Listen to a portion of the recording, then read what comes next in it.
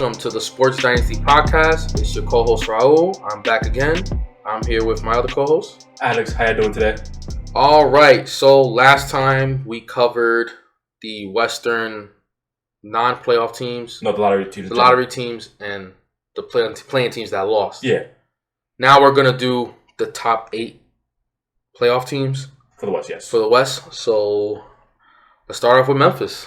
All right, start off with the Memphis Grizzlies. They technically finished 9th, but they won both playing games, beating the San Antonio Spurs and the Golden State Warriors. 2 lose at 5 to the Utah Jazz. Right. So, in their rebuild, I guess you could say they're ahead of schedule because in John Moran's only second year, they were a playoff team. Yeah, they're definitely ahead of schedule, and I was very shocked by the progression of Dillon Brooks. It seemed as though he just fits, the teams. They have a name of grit and grind, Right. or going of grit and grind, and it felt like he fits that so much. And as harder things got, the better he became. Yeah, pretty much. He really broke out when it was playoff time, both the playing game and pretty much the whole series against the Jazz. He was amazing in that series. And in their offseason, that was despite Triple J not being there for like almost 90% of the season too. And without Triple J. And this offseason was an interesting one to say the least. And I think it just tells me that they're really betting on John Morant and Triple J to take the next step up, and Dillon Brooks because he's also young too. Mm-hmm. So they traded Jonas Valanciunas. That's pretty much it. And the number 17 pick, and got back Steven Adams, who kills spacing, but it is what it is. Mm-hmm. And they got a lottery pick when they used Isaiah Williams. That's not a team that really favors spacing.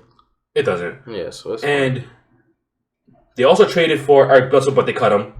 And they got Chris Dunn. And they also got Chris Dunn. Yes. That's an upgrade actually. And they took a throw on the dartboard and got this dude who I've made fun of a lot, Jared Culver. Which I was giving him a chance because the Memphis Grizzlies do have a history of developing players really, really well. Mm-hmm. So it's one of those things that's like, let's see what happens. He's in a ball club that has togetherness. Exactly. They all lock in on one goal. They all play for each other.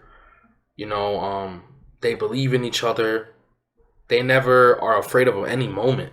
They're not. And they really always go down swinging no matter who they're against.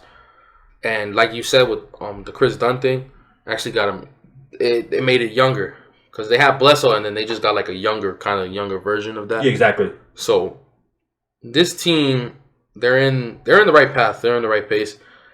It's actually, I don't know if they've ever had a team with such a high ceiling before like that. No.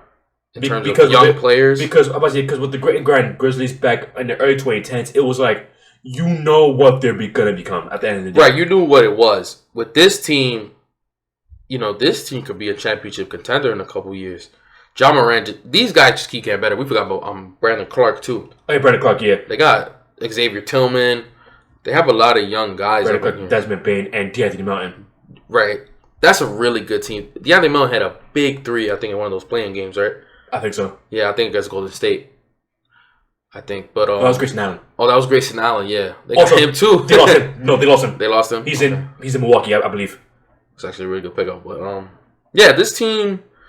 Well, a job well done in the front office. I would give them like I'll be honest. I'll give them like an A-. I'll give them a B for the simple fact that I think they're too. Okay, if the young players can step up and get better again, which it looks like I don't see why they can't. But if they do get better, then. And my thing is because I've seen moments where those other role players prove they could be reliable. Yeah, because they play a lot of because there's that game against the Heat. I think the first time they played when it was a low scoring game, they gutted it out and they actually beat them at Memphis. And then even the Jazz games when they were losing, every game they played in was closing. It was. I remember the second game where they were getting blown out. They came back and John Morant put up like 45 points in that game. This is a team that they never get demoralized. They don't. They're always up for a challenge, and they always think they could take down the giants of the league. And that's always something you want, especially with a team so young. Exactly. They're never fazed by anything. So I actually have high hopes for this team next year. I can see them being a problem. Honestly, I don't see. I think they're going to be one of those teams now that I just don't see them missing playoffs anymore.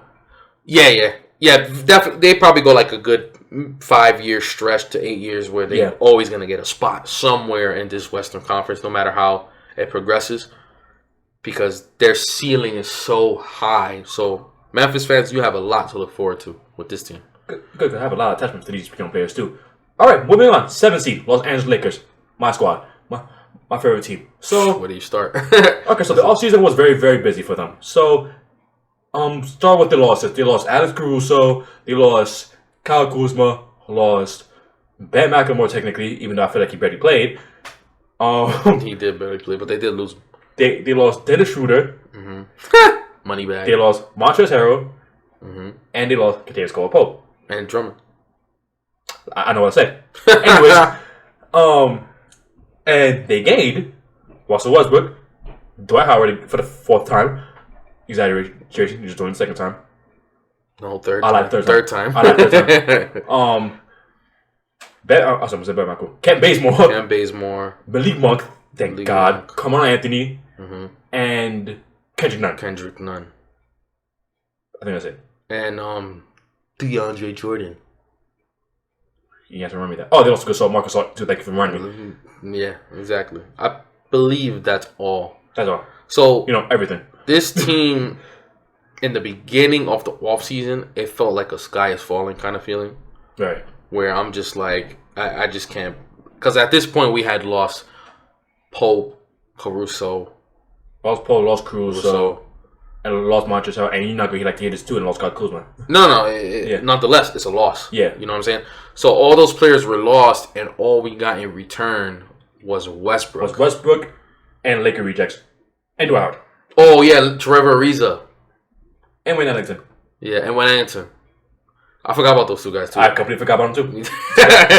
But they, even with that trade, those guys weren't even in the team yet, right? It was literally just... You talking about the trade? Yeah, Ariza and Ellington, they weren't there. It was just LeBron, AD, Russ. And that's pretty much it. Oh, they got Rondo back, too. I forgot about that, too. Oh, yeah, they did. They get Rondo back. I forgot about that. Okay. Well, it's one of those. Okay. Playoff Rondo? Playoff Westbrook. That's a good point. Anyway, we'll get into that. So, at this point, they had like a 4-man team? Around it, yeah. It was very, very... So, we were kind of lost in what the direction was going to be. No matter what, Alex and I are not fans of this pickup with Russell Westbrook. I'm not a fan of both of the pickups, to be honest. But, I mean, we got to deal with it, right? Yeah, so, exactly. They got... So, the question mark is Ariza. What Ariza are they going to get? I have no clue. He's like 38 years old, but It feels like he's 58 years old. It's exactly what it feels like. But he wasn't even that bad for Miami. He wasn't, but it just... I don't know. He's one of those role players where it just feels like, gosh, you're so old. Exactly. Like, that's how it feels. And it's just weird, right? Exactly what it feels like. So, we don't know what kind of production we're going to get from him. I'm going to say he's not going to do anything. He's probably going to miss a lot of shots. I'll be honest with you. I don't even think he plays the past I don't think so either because there's a lot of players in this team. I can see a work where he gets traded. I can see that too. Unless, I guess, he starts, hitting a lot of perimeter shots. Again, who's going to want him? Probably nobody. Then they got Wayne Ellington. That was a pick I really liked. He's always been, for the most part of his career, he's been a good shooter, and that's the kind of player that, especially with them getting Westbrook, they needed a player like Wayne Ellington even from last year's Lakers team. They needed a player like that. Yeah, we didn't need Wayne Ellington, right? So they, and we need that reliable 3-point shooter since we lost Pope, who was reliable and massively clutch at the same time. Right. They got him, and it was still like, okay, well, what else? And then this is when they got Kent Bazemore, Dwight Howard. See, the Kent Bazemore, I'm just like, oh my Lord, what is happening? Yeah, because he was horrible in Golden State. He was horrible. I don't know how. Let the statistics fool you. He was horrible. He was horrible. Yeah, I couldn't believe when I saw a statistic that he shot 40% from 3. I'm like, where? Because I didn't see that. But I mean, his role is significantly decreased in this team. It is. That's the positive note I would give towards that pickup. Then this is when I started to see the light at the end of the tunnel. The second day. The second day is when they got. I still can't believe they got Malik Monk. Malik Monk, Kendrick Nunn, and Carmelo Anthony. You know, the Melo one was a done deal. So it's like I felt like maybe last season. I think that was probably one of the moves where you just knew that they were going to get him, and that's good too because that's heavily needed. And so you get perimeter shooting, obviously, and you get a shot creator, which that Lakers team heavily needed. Yes. So that was good. You get all that in one in Carmelo. And the Malik Monk one and the Kendrick Nunn was just crazy. They could both provide that same thing for you. And they could provide the same thing. I just still couldn't. And they got it for cheap too. I couldn't believe that either. I would think he would get better offers. Yeah, I thought Malik Monk was gonna get paid somewhere. Me too, because he's a good player. Yeah, he had a great season last year. He did, and he's one of those late bloomers because coming out of college he was really really good. He was really good. Then he had a bad start to his career. I felt like, dang, maybe this dude's a bust. Right. But then he started, late blooming, and I think that's a thing that we should probably really focus on as players because I think there's kind of a notion where people like to just throw this bust thing very fast. Maybe there's some guys that need time. Unless Jared Culver. Yeah, unless you're like a player like that, but again, it's also very possible that he was in Minnesota. Right. So they don't know how to develop players with a band. That's true. Well, so that was what those three moves. I'm sorry. And the Dwight was what topped it off. As okay, there's hope with this team. I still think this team is going to be a lot better than what people think is going to be. People think they're going to get the finals. What are you talking about? And I think that can happen. No, it can. It can. I'm just saying, but there's some people that think they're not. There's people think they're going to fail. I also think DeAndre Jordan, who I still can't stand. Oh, that's the worst one in the whole team. He could have played in Brooklyn. Exactly. They was running Blake Griffin, Bruce Brown, and Kevin Durant at center. I think I heard Bruce Brown at 6'4". I think I heard a report. I think it was yesterday or the day before, where LeBron's doing the position change, and he's going to power forward. So he's doing that again. Right. Well, I felt that was obvious because he hates playing center though. Yeah, but he played Miami most of his best. No, I meant Anthony Davis. Well, guess what? You're gonna suck it up. You want to win a championship or you want to be a loser? You take your pick, boy. But he don't play center. At least for regular season. Playoffs he does, but regular season he don't play center. I mean, I will hate AD forever if I find out that he's on some little boy crap because he don't want to play center. Even though he should, it should be easy for him. Even though Westbrook's a 6'4" center, anyway, that's neither here nor there. But I figured LeBron would do the position change to power forward because LeBron's had literally most of his successes when he played in that position. He's really good in the pick. I'm telling you, Coach Spo, when he had him in the pick and roll, it was amazing when he's playing in the low post. And I figured he's going to do that because he has to, because of the adjustment to Westbrook. There is no way. I figured LeBron would have to adjust to him. I figured. And they're going to have to run a lot of more pick and roll situations, but they got those perimeter shooters there. It's just you're gonna have to see what happens. LeBron's gonna coast through this season. It just matters what happens during the playoffs. But yeah, a lot of people was believing that they did this move so Westbrook could take the load of the regular season. Even though he was here for like 3 years until now. I know, but they didn't want what happened to these guys last year happen again this year. It easily can. It can easily happen. Anthony Davis has in history. I'm sure he's like 37 years old. He is. I'm sure those two guys are gonna play in. It's not going to be kind of reported, but it's going to be many restrictions, kind of like low key. Yeah. I can see that. So, I mean... Grade? Just give me a second on this one. Grade, I would... So it started off with an F to me. Oh, yeah. Right? That's how it started. Yeah, because I hate everything. Then it went to like a D. Then it went to like a C. I would say I give him a B. I give him a solid B. I cannot give him a concrete grade on this. I'm actually gonna be nice to say A- because I do like the path because I can see how all these pickers work. I could, but I can see how all these pickers fail. I can also see that except too. Like Dwight Howard and like Kendrick Nunn. Well, yeah, Dwight is gonna be Dwight. He fits that team. He fits those guys perfectly. Dwight, I have nothing to worry about. Yeah. And Malik Monk, I'm actually the one very confident in. I'm very confident in him too. I can see a world where Kendrick Nunn doesn't play well. I can see that. I can see a world where Melo just doesn't have it anymore. I don't think that will happen. I don't think that's gonna happen, but you got to consider the age exactly and say that it can happen. Johnny Jordan's garbage. Yeah, I don't think there's a Lazarus Pit Raja Ghul thing in this world where he could dip in and turn to Clippers version. So Rajon Rondo and Westbrook being the same team is hilarious to me. But that is a funny thing. So for LeBron and Rondo to be the coach again of the Los Angeles Lakers? That's happening again. Great. Much I love Frank Vogel, but no, I love Frank Vogel. It's just those are two but basketball savants exactly in the same team. But it's like, okay. My thing is like I give him. This is the weirdest. I would say I think in terms of grading a team and this whole thing, I think this is the weirdest one. They're the most. I have to wait and see first. Yeah, because their grades changed so much in a matter of time from up and down. So he says, what you say, A-? Mm-hmm. I'll give him a B. I think this team could work. I like the perimeter shooters they got. I like that LeBron switched to power forward. Again, I think he's at his best when he's in that position. We'll just have to wait and see. I mean, nothing else we can do. All right, moving on. Oh, this is gonna be funny. All right, so the Portland Trailblazers. Woo! Okay, so we're gonna play. Okay, so we're gonna play a game here. So I'm gonna name people, and you're gonna tell me if you remember them or not. Ready? Okay, let's go. All right, Alan Crabb. I remember him. Okay, and it's Kenner as the backup five. I remember him. Evan Turner. Whoo! I remember him. Okay. Wow. Shabazz Napier.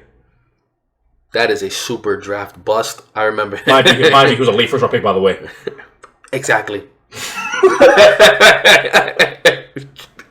He's a really bad player, man. Myers Leonard. Ugh, yeah, I remember him. I remember other things about him too. Yeah. We would not talk about those things. And there's more names that come to mind, but you get the point of what I'm trying to make. Oh, one last name, Mario Hezonja. I remember it. Okay, now we're done. All right, so there's a point to this. So the Portland Trailblazers have been failing to give Damian Lillard. These are all bench players that they have. Oh my gosh. And I didn't get into Noah Vonleh. Oh my gosh, that is a really bad player. I didn't get to Al-Farouq Aminu, who was starting. Mind you, he actually played alright for them. I'm not gonna act like he wasn't. But it's sad that Al-Farouq Aminu is one of. How long have Dame's been in the league? Since 2012. 2012, so this is what, 9 years? Yeah. In his 9-year run, Al-Farouq Aminu is a top 5 role player in his team. Yeah, him and Maurice Harkless. Oh, I forgot about Maurice Harkless. Oh my goodness, man. The reason why I say their names is because they were starting for them. And they needed big minutes. Oh my gosh. So, you would think it couldn't get worse. Oh, it gets worse. But, it gets so they lost.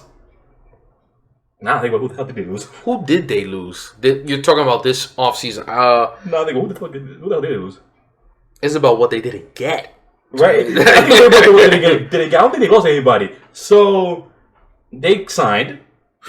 So, as I know, Good Lord. Okay, before I get to who they signed, you know how Damian Lillard has been filing his grievances. He's been frustrated as of late, been very passive aggressive. Pretty much telling his front office, what the hell, getting players. Right. And they said, I got you. You know what? Here's the players we're going to get for you right now. Ready?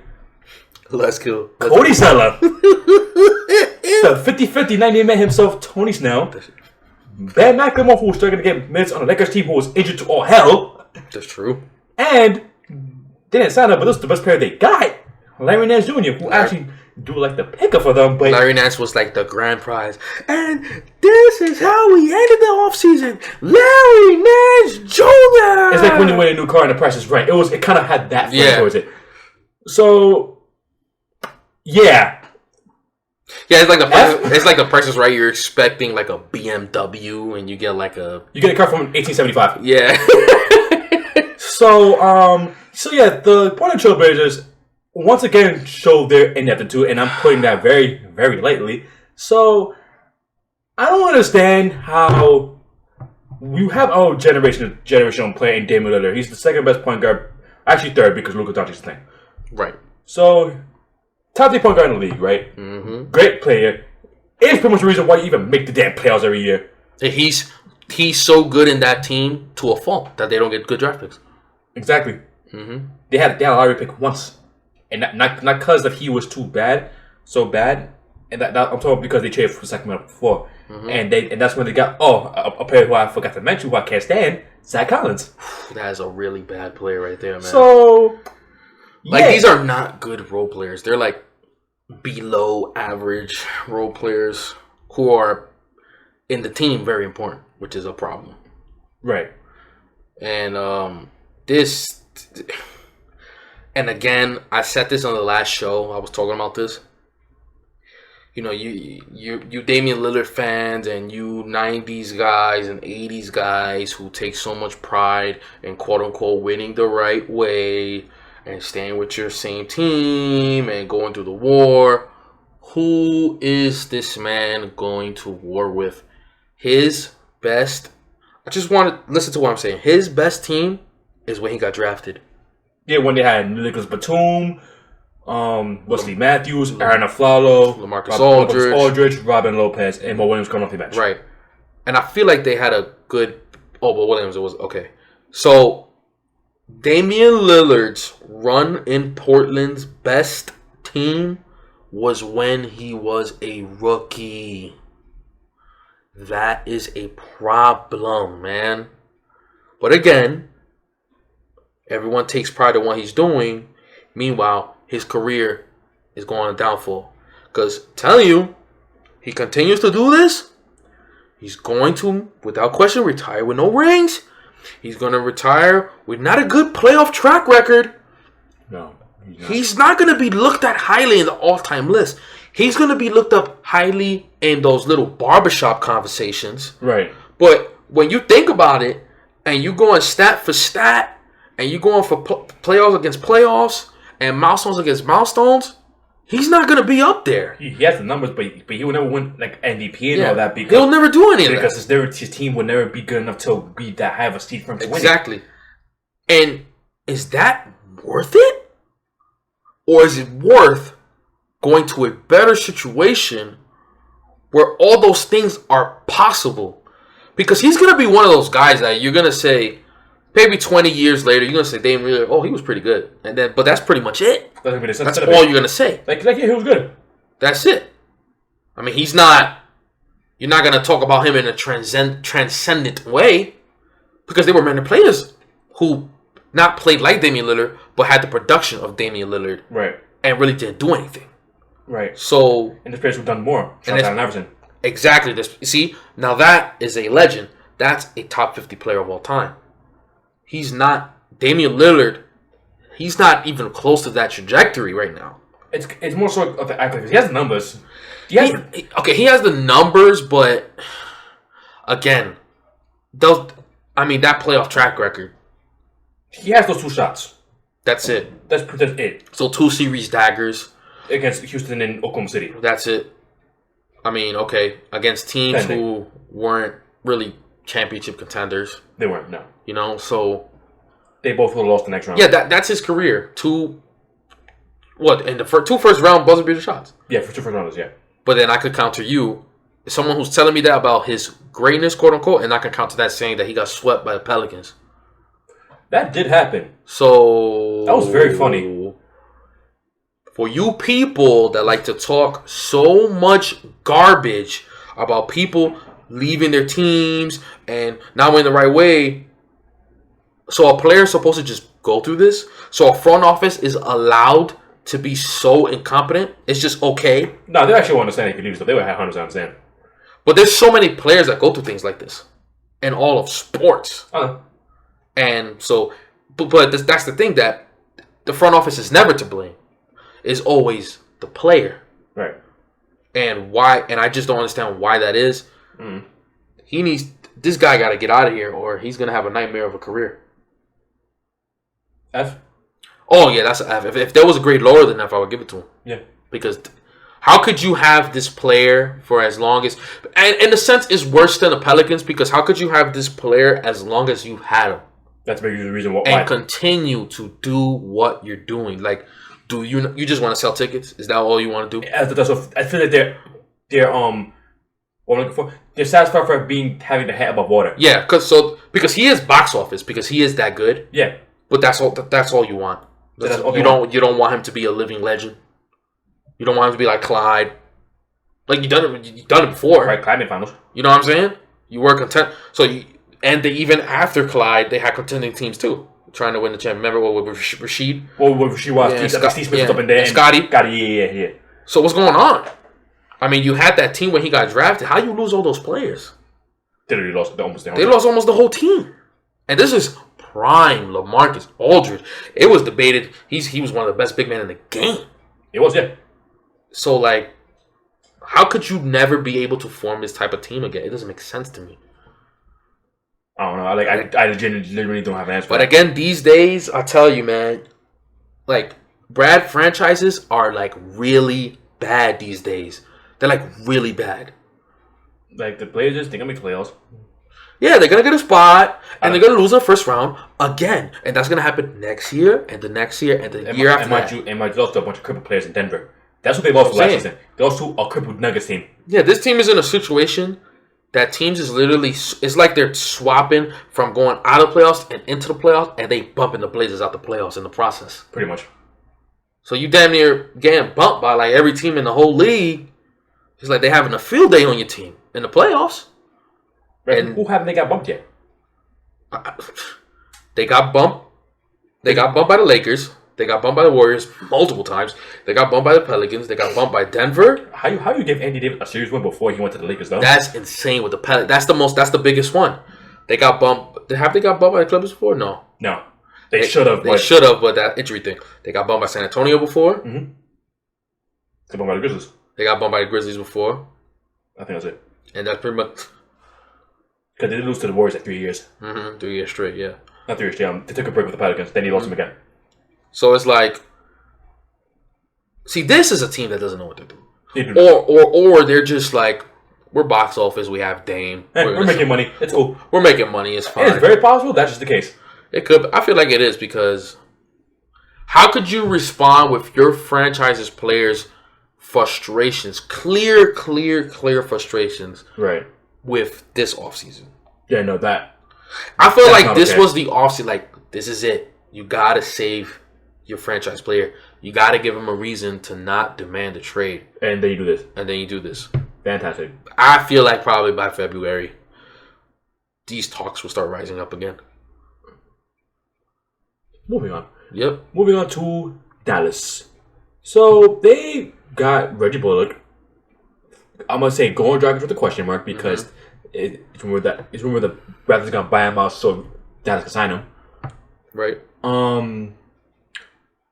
They got Moses Brown. I'm not a really big fan of, but whatever. And I know they got someone else. I can't remember the name. But and they paid Tim Hardaway Jr. That's what they paid. They had to lock him up. And they got Jason Kidd, their head coach. Hooray for that. Oh, I forgot to mention they got Chauncey Billups to support him. We'll see what happens with that. I can't. What is he coaching? Exactly. So the Mavericks. Okay, so not a fan of their head coach hiring. Hate him as a coach. I'm gonna be honest with you. I do not like him. I mean, I feel like he's having how many years he's been a coach? Or like what is he like 4 years up there, something like that? Okay, so I know he coached Brooklyn for like a year, and then coached the Bucks for like 4.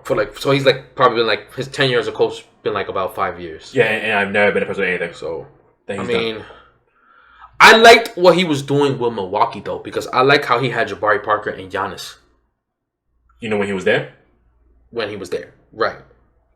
But I don't know. I can't really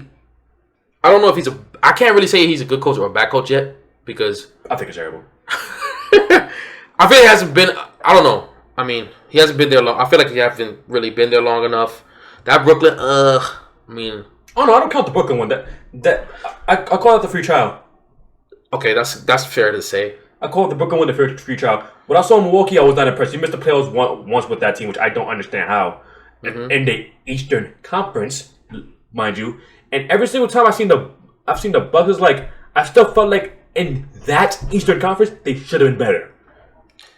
And I feel like they only had a ceiling to them the whole entire time until Coach Bud took over. And well, Giannis wasn't Giannis yet when the kid was there though. He was getting to that point. And Giannis was reported to be a big fan of Jason Kidd too.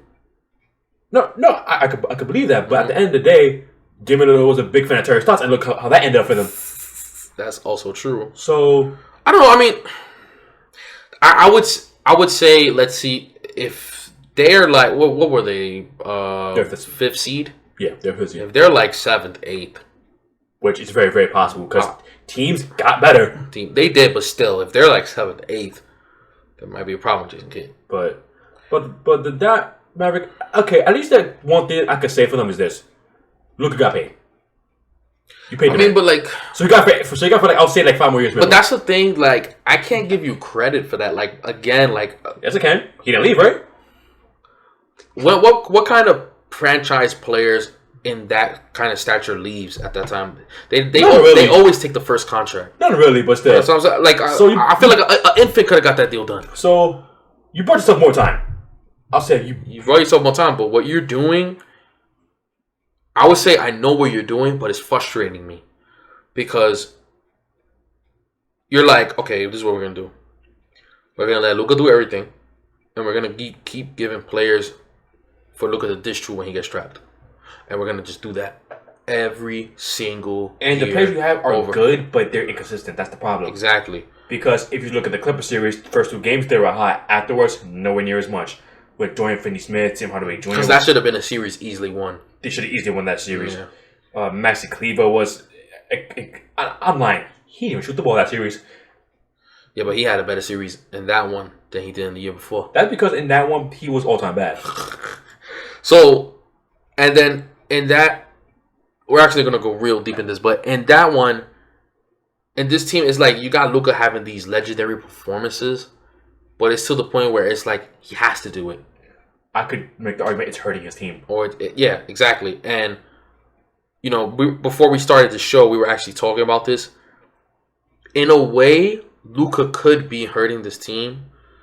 You know, there's some out there that believe that he's so ball dominant. He has such high usage to the point that it messes up the team in terms of them getting a rhythm for the season or for a series, or the team is made up to just revolve around him, making a play in every possession, touching the ball. Yeah, he's a system with himself. That's why him and Porzingis didn't work. I always said this with Porzingis. Porzingis plays with him facing the basket and him with his back in the basket. They mostly had him in a corner. Porzingis never played like that before. He's not a spot-up shooter. He is a he can shoot, but he's not a spot-up shooter. He is a 7-foot big who can handle the ball. He can literally handle the ball. He crosses people over. That's what I remember him doing. In New York, that's what he was doing. Right. And that just changed. I understand Luka is such a great player that whatever team he gets implemented to, everything changes. Right. But what I'm saying is he was used wrong. A lot of other players might use wrong, like Josh Richardson. I've always seen him be a good player, and he just looks so underwhelming in this team. He did. He looked back because he's a good secondary playmaker for a team. He's good, but if he doesn't have the ball in his hand, he can't do that. Exactly, and good defender too. Yeah, but again, this team is like Luka ISO, run some 5 out, run some 5 out, do a step back 3, dish it out to Dorian Finney-Smith. Hopefully, Tim Hardaway has a hot night. Right. And let's see what happens. Yeah, that's not sustainable. So that's been your team's MO since Luka arrived here. Right. So is this going to change at any point? Because I was expecting you guys to make some moves in this offseason. You kind of really didn't. It's like you're swapping. You added more to what you already have. To what you already have. Yeah, exactly. It's like you're reloading. It's like you're shooting a gun and you're just reloading the gun. Exactly. That's all you're doing. That's all you're doing. You're not really. For a grade, I'll say a C+.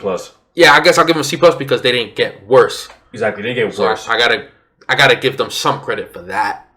But besides that, you're stuck. You're at a point and you're stuck there, and you're not getting past this wall. Look at the Atlanta Hawks before they got before now. Mm-hmm. When they had Joe Johnson, Josh Smith, and them. And then you're in a conference where almost that entire conference got better. Exactly. So we already know what's gonna happen to you. Second round ceiling. Probably depending on even that. I think they're first round ceiling too. Yeah. Because they're not better than Lakers. No. They're not better than the Warriors. Nope. I don't think they're better than Phoenix. No. Are they better than Utah? They might not be. They might not be. And I'll be honest, I'll probably pick Utah in that series. And they're not better than Denver. No. So so they have a problem. They have a problem. And the only reason why I'm not saying the Clippers is because Kawhi's been missed the whole entire season. Right. Because if healthy, as proven, they're not better than me then. They're not. And the problem with Dallas too, because if those who feel like we're bashing them, the thing with this is when Dallas plays in a 7-game series, the longer the series is, the more of a chance they're gonna lose. Pretty much. That's exactly what it is. That's what it is because Luka's gonna get worn out, and then that's it, game over. Yeah. Do mess with his neck in Game 4 Exactly. So or Game 3 is one of those 2 games. It was one of those two, but that's literally what happened against the Clippers because those first 2 games, it felt like the Clippers were doomed. It felt like they were going to get swept. In the beginning, Game 3 too, when they were down by like 20 in like 5 minutes. Yeah, so they looked bewildered. Yeah, exactly. It looked like they were going to get swept, and it's just wear and tear. That matters, and it just changes the whole thing. So, I mean, yeah, I'll give a C+, like you said. I mean, disappointing, very disappointing though. But it's what it is. Yep. Moving on to the Denver Nuggets, who God said I don't like you to in the second half of that season. Yeah, this is a team I feel real bad for. So the Nuggets, in terms of their roster, they pretty much just swapped out Paul Millsap and added in Jeff Green. So that's an upgrade. So, in other words, they're running it back. Run it back. Alex and I, during the season... Oh, and they paid Aaron Gordon. And they paid Aaron Gordon, who just turned 26. Happy birthday, Aaron Gordon. Facts. Alex and I, after the trade deadline, had some serious fear in this team.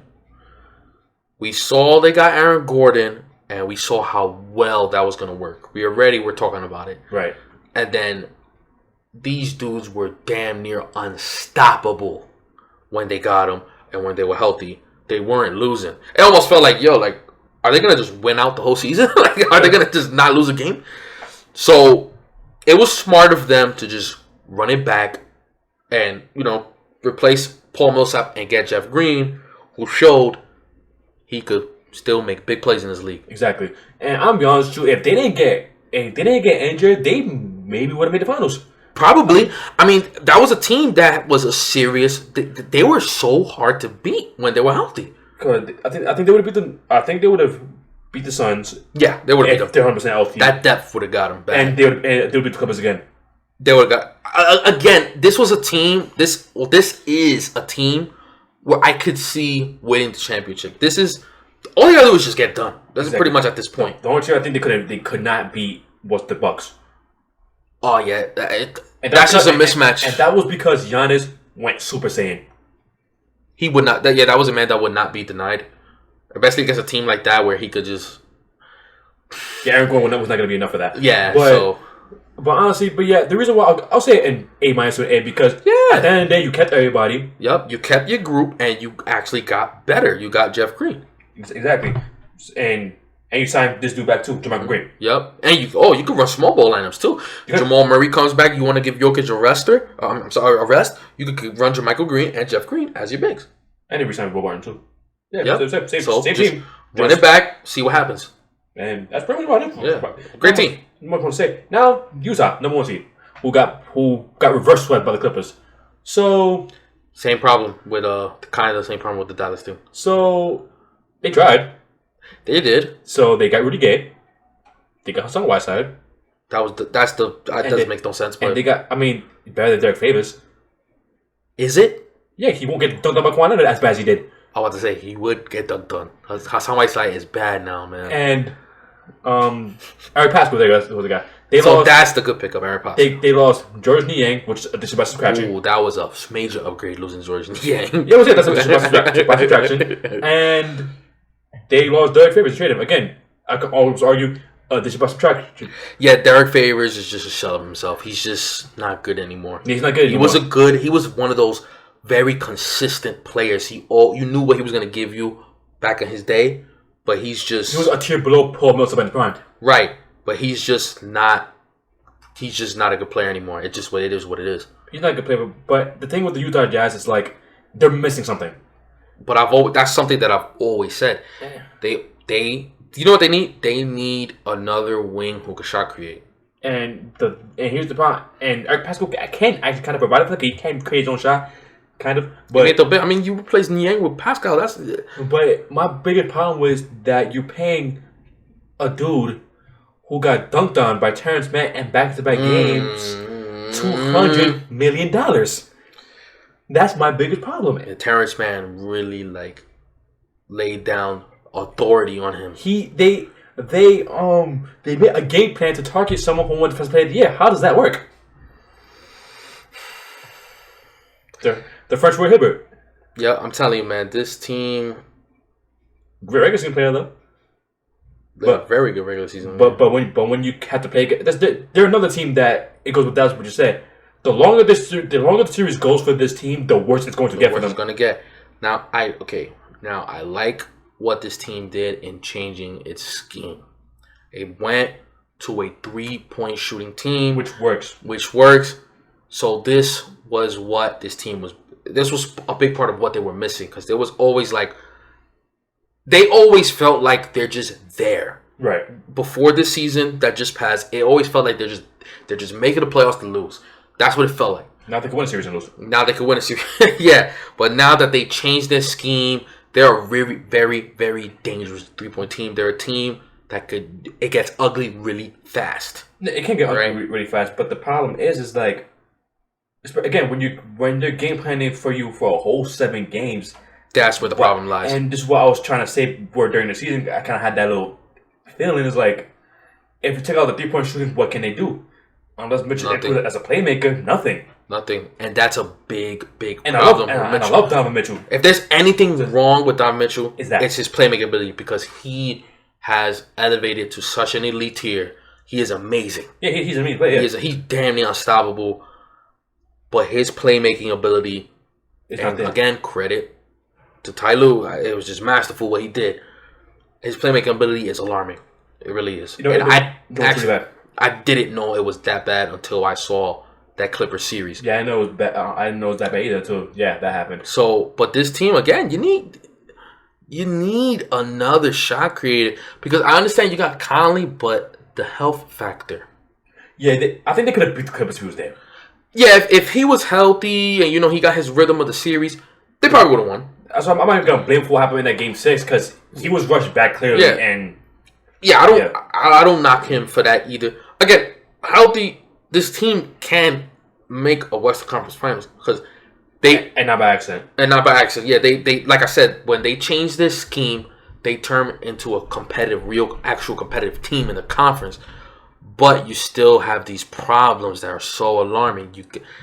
Like I said, that offseason when you got Bogdanovich and Conley, it's like you got angles and then you put a mirror in front of him, and then you got another one. It's like you need this shot creating player, and Clarkson was that for you. But the problem was who else in that bench was because it felt like at times that Clarkson would carry the team. No, the bench was garbage. The bench was insanely garbage.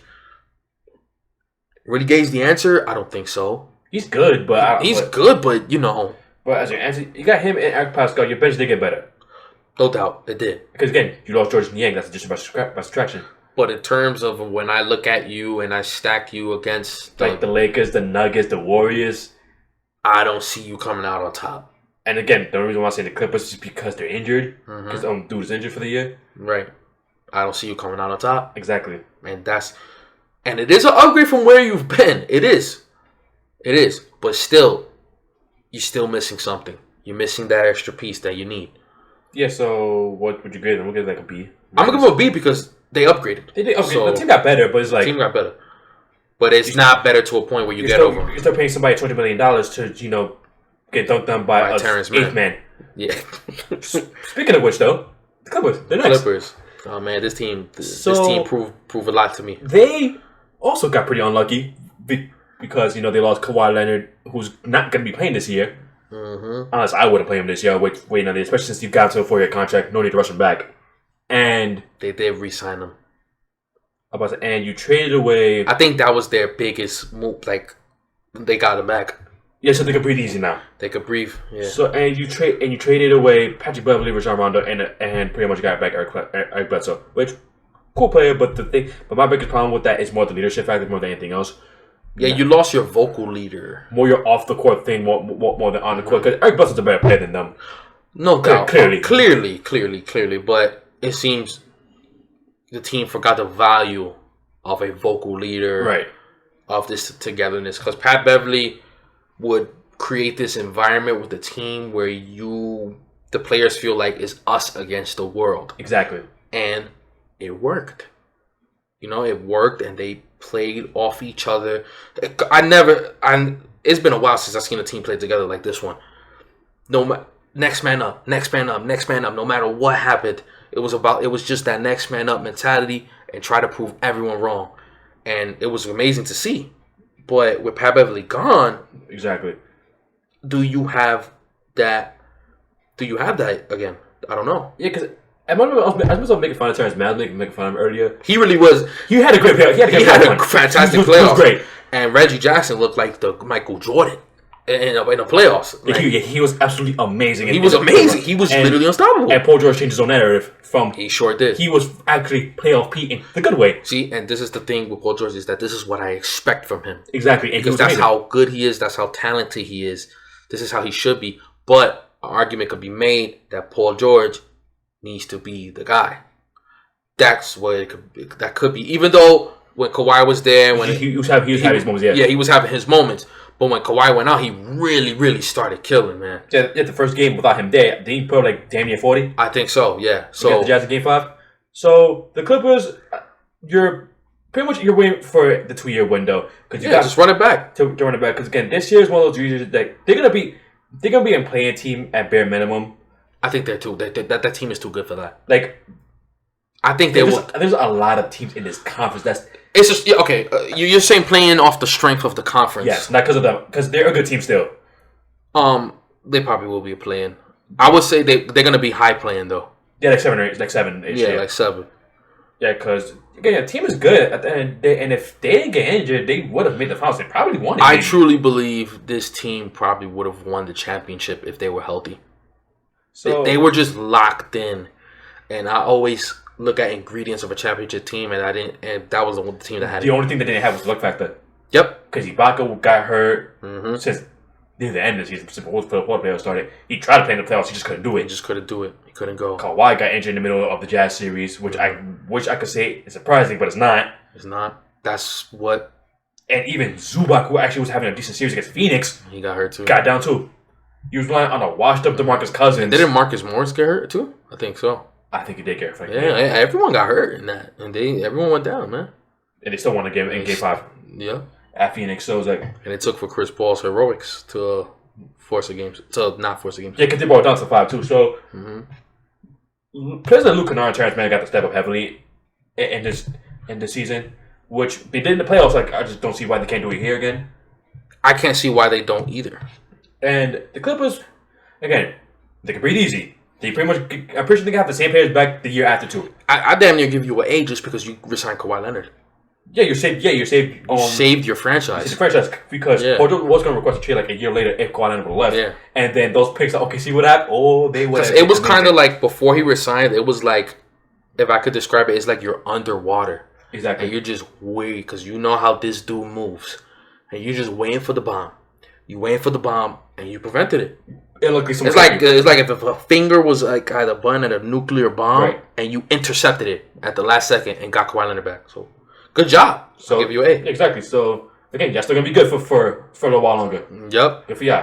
Now the Western Conference champions. What's the conference champions? The Phoenix Suns. So they lost in the finals, which I mean at the end of the day, no one expected them to make the finals anyway. They made the finals. Good job. At the end of the day, they did what they had to do, and so.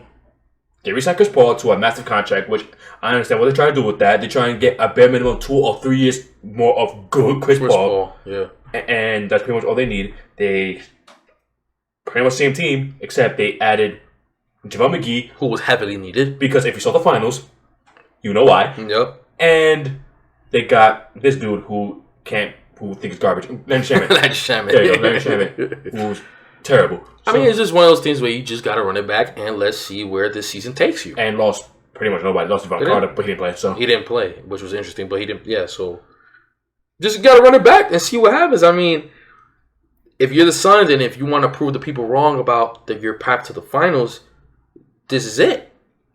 Pretty much. Just hope y'all don't get injured yourselves. Just hope no one gets the injury bug and and just hope Mikal Bridges and DeAndre Ayton get better. Which is probably going to happen, more than likely going to happen. And then Booker fixes that consistency problem. That too. Because people don't like to talk about it, but yeah, he was massively inconsistent. He was. But that could be coming up. That could come with the age thing too. Yeah, he got his taste of a deep playoff run. Finally. You know what's crazy to me? He's like in his mid-20s, but this is like his 8th year in the league coming up. It is. Yeah, he really has been in the league in it for a minute. He has, and his first playoffs. I mean, it could be worse. It could be. But yeah, I mean, I don't really have much to say about the Suns. You know, you got your team back. You got to upgrade because you really needed that interior defensive presence. Jesus Christ. You needed that really badly because what Giannis did to you was disrespectful. It was very disrespectful. No grown man should be doing that to him. And Pat Connaughton, too, he was getting those offensive rebounds. You had a guard getting offensive rebounds on you. Yeah. So, you know, you needed that. That was a really good pickup. You got JaVale, and he's a seasoned vet. He's right. He's been before. 3-time champion. Yep. And a gold medalist. You know what it's true. You know what to do. So, pretty about it. What you gave him again? The Suns? Yeah, you agreed, yeah. They gotta have at least a B because they got JaVale. I was it's a B. At the end of the day, you got a little bit better, but at the end of the day, it's like you needed that pickup very, very badly because they did. It was really bad before something like that happens to you again. Yeah, especially if a James Wiseman proves it. Yeah, or AD with a hip. Yeah, AD was actually with a hip. Yeah, so that was a really good pickup. And a groin. And Jokic with a team. And Jokic with an actual team, yeah. So exactly. You do that JaVale McGee pickup is a lot more important than it seems. And Serge Ibaka with a back. And Serge Ibaka with a back, yeah. So that you need that JaVale that might have saved you from getting bumped in the first round, arguably. Maybe, yeah. It might have saved you. So very good job. It kind of wants me to give him an A- now. I still think they ain't bumped in the first round. It depends what they play. It depends what they play. It depends. Because they play like a team like Dallas, they beat them in the first round. They beat Dallas. Yeah, but let's say if they were to play like I could see Denver beating them bad. I could see them in 5. Yeah, healthy Denver. If healthy, yes. Yeah, so that was a really good job. Most of these teams did what they had to do. You know what I'm saying? It was except Portland, pretty much. Even Dallas did what they had to do. I don't like it, but at the end of the day, it's like my thing is like if you didn't get worse, I gotta give you some credit for it. And that's what Dallas did. I mean, if you want to be technical, Portland technically didn't get worse either. It's just I would like to wait and see. But it's more off the strength of he wants to leave, right? Exactly. It's more off the strength of that. Yeah, exactly. So, yeah, I mean that will be all. We're gonna wrap this one up, guys. All right. Be sure to follow us on Spotify, iTunes, YouTube, Twitter, iHeartRadio, Single Play Radio, and all that good stuff. We're also on Anchor and all that. So, NFL season is starting. Woo! The picks already locked in. I was saying, and MLB, the playoff race is heating up. It's heating up, especially with it's like a 4-team race for the AL wildcard spot, and then the 5th seeded and what spot that nobody wants because they might get beat up by San Francisco or the Dodgers, depends on whoever gets that 4th spot. So check that out. You already know the Sports Dynasty podcast is always hot. Yeah, and also was in the first Week 1 recap episode, by the way. I was also in that. But all right, guys. Take care. Have a great one. Peace. Peace, love episodes, yeah.